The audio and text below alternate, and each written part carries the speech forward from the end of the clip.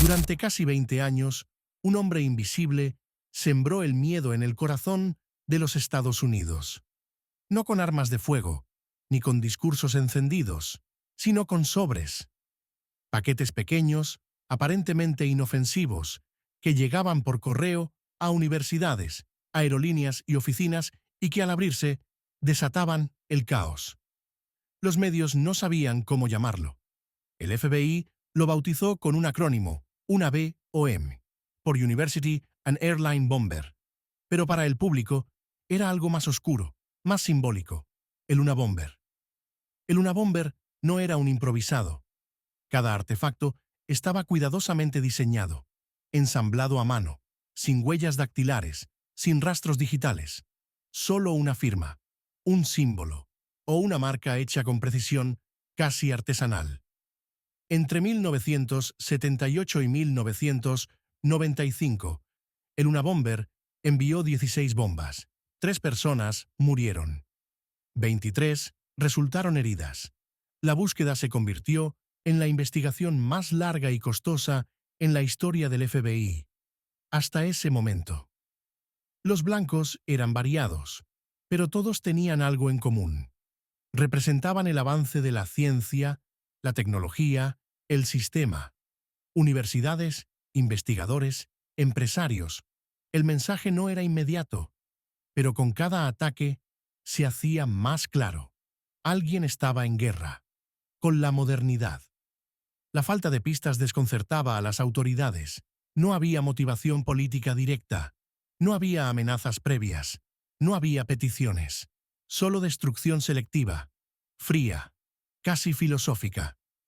Lo más perturbador era su método, lo cotidiano. Los ataques no ocurrían en zonas de guerra ni durante manifestaciones. Ocurrían en oficinas, en campus universitarios, en aeropuertos, y empezaban con la apertura de un sobre. A más de 3.000 kilómetros del centro de las investigaciones, en una cabaña sin agua corriente ni electricidad, un hombre vivía aislado. Escribía en cuadernos, fabricaba objetos con sus manos, observaba el mundo desde la distancia y firmaba cada una de sus ideas, con una sola convicción, que la tecnología estaba destruyendo a la humanidad. Durante años, nadie supo quién era, pero en 1995 el mundo conocería por fin su pensamiento, cuando obligó a los medios más poderosos del país a publicar su manifiesto. Lo que parecía una campaña de terror se reveló como un proyecto ideológico, y ese documento sería la clave para resolver uno de los enigmas criminales más complejos del siglo XX. Para entender al criminal, primero hay que conocer al hombre. Esta es la historia de Theodore Kaczynski. El 22 de mayo de 1942, en Chicago, Illinois, nació Theodore John Kaczynski. Segundo hijo de una familia trabajadora, fue criado en un hogar sencillo, lleno de libros, pero también de distancia emocional. Desde pequeño, Theodore mostró algo fuera de lo común. Era brillante, no solo inteligente, brillante. Terminó la secundaria a los 15 años y fue aceptado en la Universidad de Harvard con una beca completa. Allí, entre estudiantes mayores y un mundo competitivo, Kaczynski comenzaba a formarse, pero también a fragmentarse. Harvard lo recibió como uno de sus alumnos más jóvenes, pero no era fácil ser un adolescente en un entorno donde todos te trataban como una anomalía. Theodore se aislaba, hablaba poco y pasaba horas entre ecuaciones y libros de filosofía. En su segundo año, fue seleccionado para participar en un estudio psicológico secreto, dirigido por el doctor Henry Murray. Durante casi 3 años, fue sometido a entrevistas agresivas, grabadas en secreto, diseñadas para desestabilizar emocionalmente a los participantes. Décadas más tarde, muchos expertos señalarían ese experimento como un punto de quiebre. Kaczynski nunca habló abiertamente sobre lo que ocurrió allí, pero su forma de ver el mundo cambió para siempre. A los 25 años, con un doctorado en matemáticas puras, fue contratado como profesor asistente en Berkeley, pero la vida académica no lo satisfacía. En 1969, renunció sin aviso previo, sin escándalo, sin explicación. Solo desapareció del mundo académico. Se trasladó a una pequeña parcela en Lincoln, Montana, sin electricidad, sin agua corriente, con apenas unas herramientas, un cuaderno y su determinación de vivir fuera del sistema. Allí construiría su cabaña, allí comenzaría su verdadera vida. Durante años vivió en aislamiento casi total. Observaba la destrucción del entorno natural, la expansión del progreso, la llegada del teléfono, del plástico, del ruido, y escribía. Cada línea era una crítica al mundo moderno, cada pensamiento una cuenta regresiva. El joven prodigio de Harvard ya no existía. En su lugar quedaba un hombre que había decidido romper con la sociedad, y muy pronto haría que el mundo supiera quién era, aunque no su nombre. Aún no. No tenía remitente claro. A veces parecía venir de una universidad, otras veces de una persona común. Pero quienes lo recibían no vivían para contarlo. El 25 de mayo de 1978, un paquete fue entregado en la Universidad de Northwestern Illinois. Marcó el inicio de una serie de ataques que se extenderían por casi 17 años. La firma del atacante: precisión, silencio y anonimato absoluto. Cada bomba era distinta, cada destinatario cuidadosamente elegido. Profesores, empresarios, investigadores. El patrón no era inmediato, pero el mensaje empezaba a tomar forma. Los dispositivos eran caseros, pero complejos, hechos con materiales reciclados, cables, fragmentos de madera, sin rastros de huellas, sin pruebas directas. Eran obras de ingeniería. A mediados de los 80, el FBI ya había reunido a un equipo especial, la Task Force Unabomber. Decenas de agentes, expertos en perfiles criminales y tecnología forense, trabajaban día y noche, pero sin resultados. Lo frustrante era la ausencia de motivos tradicionales. No pedía rescates, no exigía demandas políticas, no se atribuía los ataques, solo enviaba y desaparecía. Con cada nuevo envío, el miedo crecía. Se recomendó a universidades y oficinas revisar cada paquete con precaución. La paranoia postal se volvió parte de la vida diaria. Con el paso de los años, el Unabomber se volvió más agresivo. Las bombas eran más potentes, más mortales. Entre 1993 y 1995, sus ataques se volvieron frontales. Un ejecutivo de publicidad, un genetista, un empresario de la tecnología. Ya no se trataba solo de provocar daño, era una declaración de guerra. Después de 17 años en las sombras, el Unabomber habló, pero no lo hizo a través de un video, ni por radio. Lo hizo como los intelectuales más antiguos, con un documento de más de 35.000 palabras, un manifiesto, una advertencia, una filosofía peligrosa. El texto, titulado La sociedad industrial y su futuro, era una crítica feroz a la modernidad.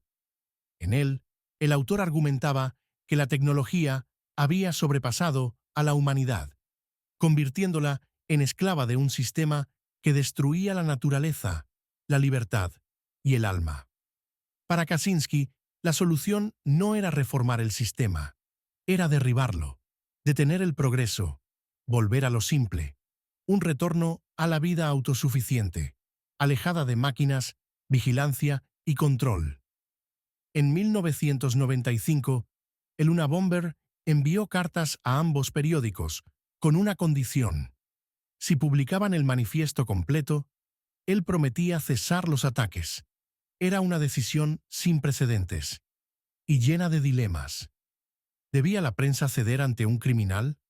¿O era esta la oportunidad para detener una ola de terror. Finalmente, y con el apoyo del FBI, el manifiesto fue publicado el 19 de septiembre de 1995. Millones leyeron el texto. Algunos lo consideraron una locura, otros una profecía, y entre todos ellos hubo uno que reconoció algo que cambiaría el rumbo del caso para siempre. David Kaczynski, hermano menor de Theodore, reconoció el estilo, las ideas, las palabras, el lenguaje del manifiesto. Era el mismo que había leído en cartas de su hermano. No tenía dudas. El Unabomber era Ted. El texto que debía ser el legado de un pensamiento radical terminó siendo la pieza clave para revelar su identidad y con ella poner fin al mayor juego del gato y el ratón en la historia criminal de los Estados Unidos. David Kaczynski no era agente del FBI ni experto forense, era solo un hermano, uno que había guardado distancia, pero no olvido, y cuando leyó el manifiesto del Unabomber en 1995, supo, sin margen de error, que quien lo había escrito era Ted. No era solo el contenido, era el tono, las palabras, las ideas repetidas una y otra vez desde la juventud, la misma obsesión, la misma ira contenida. David no quería creerlo, pero no podía mirar hacia otro lado. Tras semanas de debate interno, y animado por su esposa, David tomó una decisión que lo perseguiría el resto de su vida. Entregó a su hermano. Proporcionó textos antiguos de Theodore para que fueran comparados con el manifiesto. El resultado fue concluyente. El 3 de abril de 1996, una unidad especial del FBI se dirigió a una cabaña de madera, perdida entre los árboles, sin luz, sin agua, sin conexión. Allí vivía Theodore Kaczynski. Allí se escondía el Unabomber. Lo encontraron en soledad, rodeado de herramientas, papeles y una máquina de escribir. También componentes para nuevos dispositivos. Tenía todo listo para seguir, pero el juego había terminado. Después de 17 años, el hombre sin rostro tenía nombre, pasado y rostro. No era parte de una célula, no tenía cómplices. Era un lobo solitario, un genio replegado en el bosque, cuya mente había declarado la guerra a un mundo que nunca aceptó. David salvó vidas, pero cargó con la cruz de entregar a su propio hermano. Lo hizo en silencio, y nunca volvió a ser el mismo. La cabaña fue desmontada y llevada a Washington, D.C., como prueba de una era, y de una mente que eligió aislarse del mundo para atacarlo desde las sombras.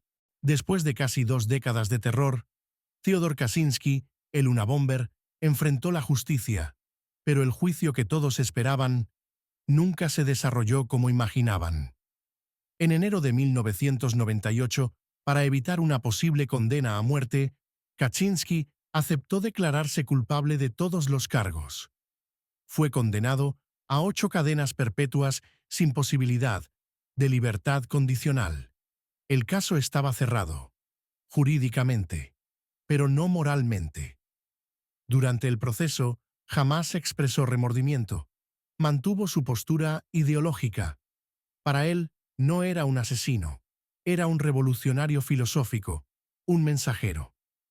Décadas después, su legado permanece incómodo. Hay quienes lo estudian como un pensador radical, otros como un criminal brillante, y algunos como un profeta atormentado por su propia inteligencia.